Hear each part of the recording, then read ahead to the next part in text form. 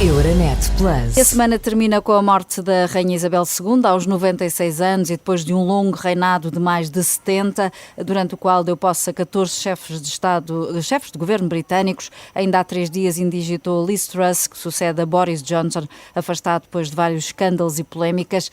Mas vamos voltar à Rainha Isabel II. Que legado, na tua opinião, Olivier, é que a Rainha deixa? Sobretudo, eu acho que ela deixa a imagem de uma pessoa que hoje em dia o perfil, já não há tantas assim pessoas hoje em dia nos governar. Não há tantos. Não é uma figura de respeito. Quem é que não respeitava a rainha? Podemos não gostar da monarquia, isto é outra questão. Pessoas que gostam, outros que não gostam, mas quem é que não respeitava a rainha? Eu acho que, afinal, pensando bem, é que no mundo em que tudo vai a 1000%, ela funcionava como uma espécie de farol no meio da tempestade. E isto resulta imenso. Mas se me permitem uma história engraçada sobre a rainha, porque ela sabia, era uma pessoa muito protocolar, ligava muito ao protocolo, não é bom? Claro. Há uma história extraordinária com o presidente francês, na altura Jacques Chirac, e ele é exatamente o contrário. Bom, mas o contrário mesmo. Informal. Mais do que isso. Bom, e um dia eles estão em Londres e eles andam de cavalos, sabe aqueles cavalos... E de repente, estão os dois, e de repente acontece um acidente, pode acontecer, o cavalo tem gases. O cavalo tem gases enormes, tipo uma loucura. E sabe o que é que acontece? A rainha, toda confusa, vira-se para Chirac e diz assim, peço imensa desculpa. Chirac vira-se para a rainha e está desculpado, eu pensava que era o cavalo. Isto eu não resisti a contar essa história, mas agora sim, tudo isso para dizer o quê? Que havia uma relação muito boa, neste caso que é muito curioso, olhando visto de fora. A França tem tem alguns problemas diplomáticos de vez em quando com a Inglaterra, mas não tinha com a rainha. Isto mostra, está que a figura que ela ultrapassava, eu diria, a própria ideia da rainha da Inglaterra. E tu, Begonha, que vives também numa monarquia, como é que é? O que é que destacas deste longo reinado de Isabel II? Primeiro que ela era única, non é? Era única. E penso eu que a historia e o tempo dirá, mas acho que pode ser considerada como a mellor monarca de todos os tempos, polo menos dos tempos modernos, dos tempos contemporáneos, non é? Alén de ter o máis longo reinado. Mas, sobre todo, penso que vai ser moito difícil para o seu fillo Charles, para o seu fillo Carlos III, ocupar ese espazo que ten deixado a súa mãe. Depois dunha grande muller, dunha grande raíña como foi Isabel II, o Carlos o ten moito difícil, porque foran tantos anos de historia, 70 anos, tantos asuntos controversos e depois tanta popularidade por parte dos británicos que eu non gostaba de estar neste momento no papel do Charles, do Carlos Portanto, vai III. ser um papel difícil para Carlos III. Olivia, concordas? O que é que achas que vai acontecer agora? Vamos ter uma continuidade na realeza britânica? Poderá haver aqui algum sinal de modernidade? O que é que te parece que vai acontecer agora com Carlos III na família real, a liderar a família real? Para já o hino vai mudar, é God Save the King agora já. Exato. Já não será God Save the Queen. Mas eu diria que eu acho que numa primeira fase vai ser fácil para ele. Porque depois é o choque, depois ele tem alguma simpatia, no início foi complicado para ele, mas neste momento o povo britânico gosta dele e cada vez mais. Há sempre esta ideia, não é, que aos 73 anos já está finalmente, ele é o rei, mas eu acho que estou mais preocupado para o depois da primeira fase. Porquê? Porque ele fala mais. A força da rainha Isabel era o seu silêncio. Eu acho que não irá conseguir ficar tão silencioso. Por exemplo, sobre a questão do ambiente, é alguém muito militante sobre as questões ambientais. Sim. Será que ele vai conseguir ficar de boca calada como a mãe dele? Eu tenho algumas dúvidas sobre isso e a partir daí será uma nova forma de reinar. A partir do momento que tu falas, tens mais reações e mais opositores. Vamos ter de aguardar para ver como vai acontecer. Para já ainda não se sabe quando é que será a cerimónia em que o rei Carlos III, que já é neste momento, não é, passará a ser oficialmente. A cerimónia de coroação ainda não está marcada, mas o que é certo é que este é um grande momento de viragem para o Reino Unido. Mudou o rei, mudou o governo. Para Liz Truss, a morte da rainha, 3 dias apenas depois de ter sido convidada para formar governo, acaba também por ser um desafio a juntar a toda a situação, a crise energética, o custo de vida, os efeitos da guerra na Ucrânia. Begonha, o que é que achas? De que forma é que este acontecimento pode afetar o início do seu mandato? Vai afectar e moito, non é? Porque até agora a rainha Isabel estaba sempre, como tú explicaste moito ben ao comenzo, deu pose a 14 primeiros ministros, agora con actual, con Liz Truss precisamente xa se reuniu, non é? E deu ok. Mas claro, agora a mudanza total do poder executivo, neste caso con o xefe do Estado, a mudanza, e que ao mesmo tempo con o xefe do goberno, o Reino Unido nunca se encontrou con unha situación, o Reino Unido contemporáneo, así, non é? Desta gravidade, e sobre todo nun momento tan complicado como que estamos agora, non é? Coa guerra da Ucrania, co Reino Unido fora da Unión Europea, con os problemas que poden surxir na Escocia, que poden surxir as reivindicações na Escocia, as reivindicações tamén na Irlanda do Norte.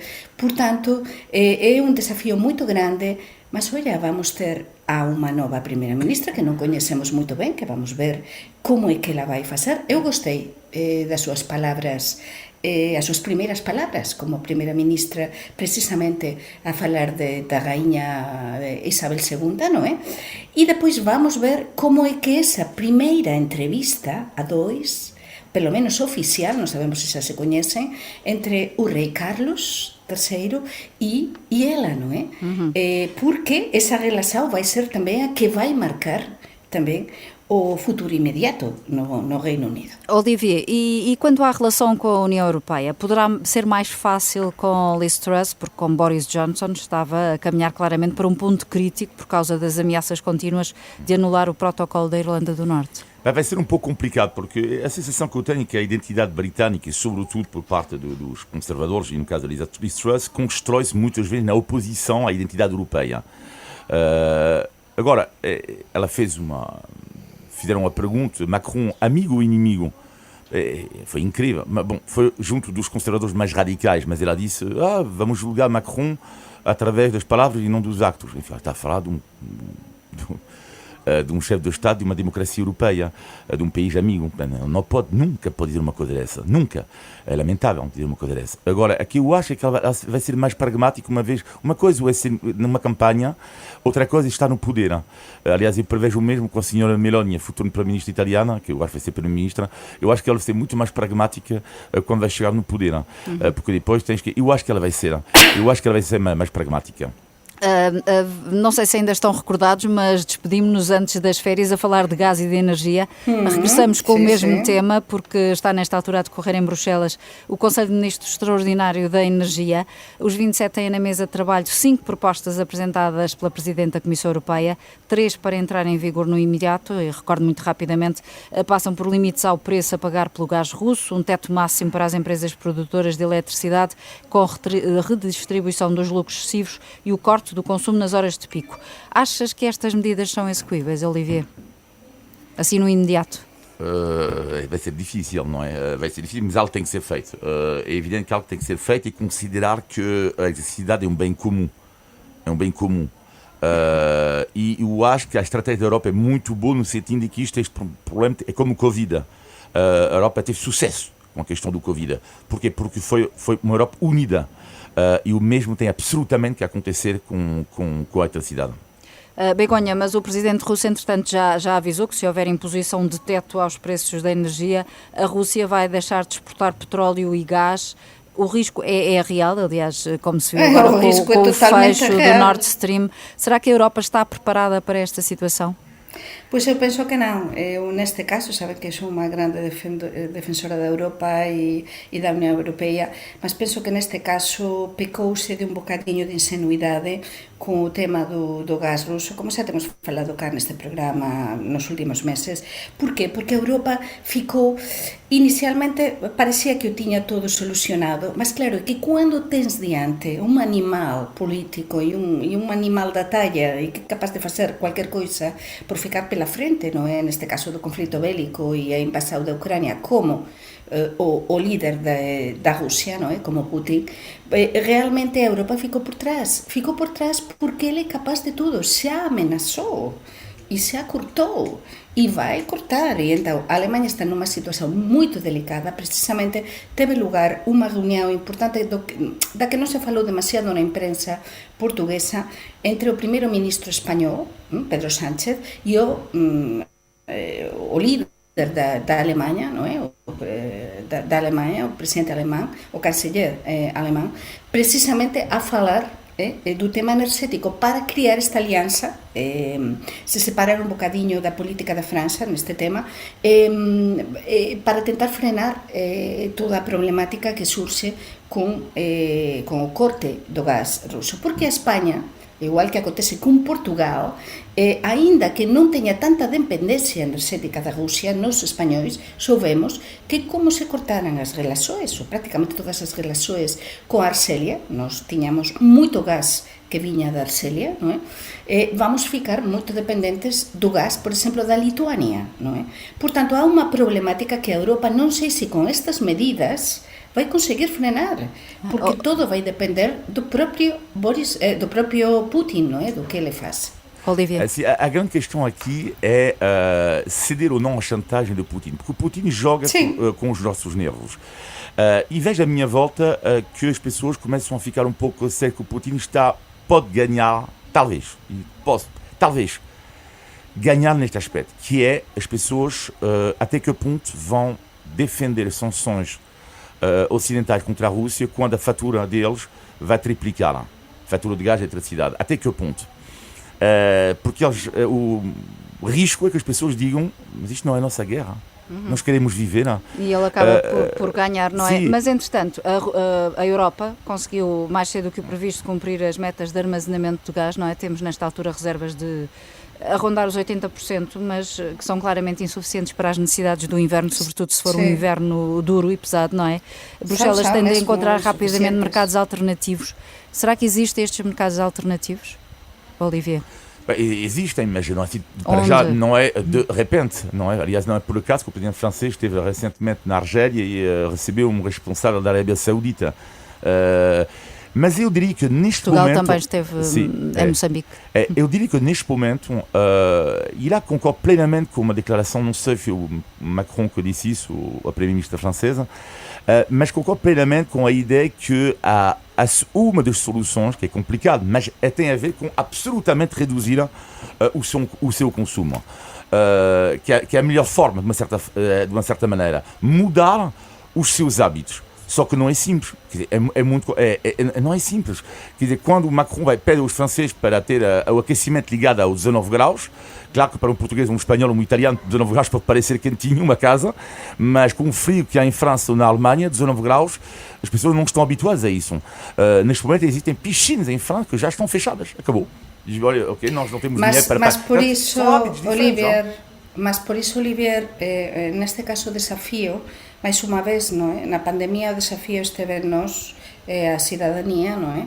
Nos cidadãos, com as políticas restritivas dos países, os fechos, tudo isso que nós vivemos, não é? As máscaras, tudo isso, todo lado. Neste caso, mais uma vez, os políticos nos põem sobre a mesa a responsabilidade en nós. E é verdade que vai ser muito difícil.